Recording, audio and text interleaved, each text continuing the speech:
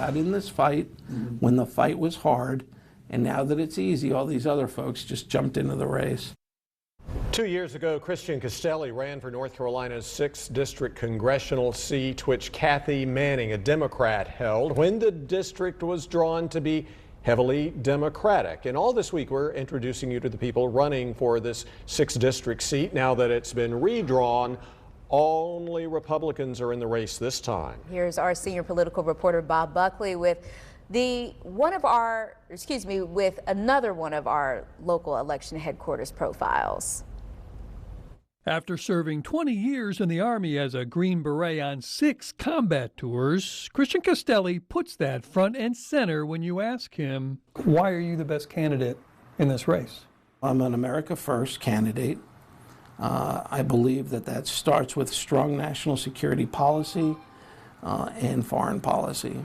And when I look at all the candidates in this field, I have more foreign policy and national security experience than all of the other candidates combined.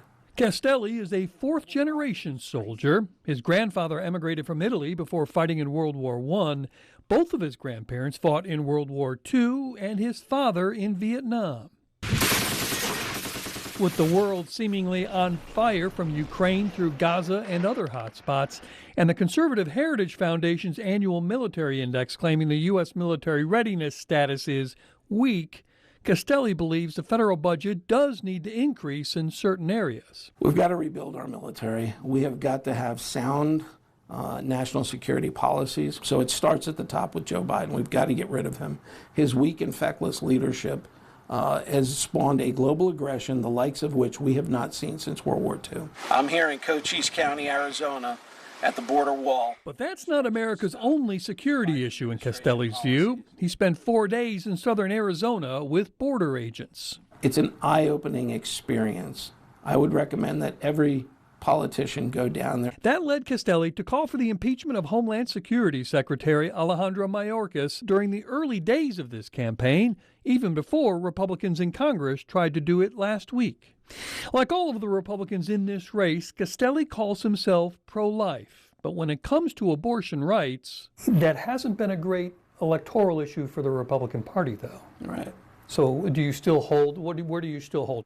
If we attempt to go for a complete and total ban on abortion, even though that's my personal belief as a devout Catholic, I'm practical enough to know that we will never get Republicans elected. There's just not the support for it there, statewide or nationally.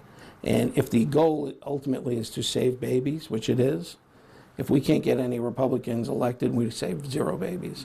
Castelli wants to see a balanced budget amendment to restrict government overspending, something many Republicans have advocated for years. One of the complaints I hear from Republican voters is their candidates will talk about balancing a budget or cutting spending, and it never happens. Well, I definitely think the Department of Education is a little heavy for what it does. You know, do we need thousands of people managing essentially an issue that is managed at the state level? Well, I think you could do away with 2/3 of the Department of Education right off the bat. He would go further to try to secure parents' control over their child's education and reserve women's sports for biological women, as well as look to restore the Keystone Pipeline to help ensure American energy independence.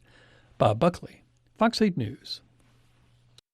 You can see all of our candidate profiles and other news on our website, myfox8.com, under the Your Local Election Headquarters tab.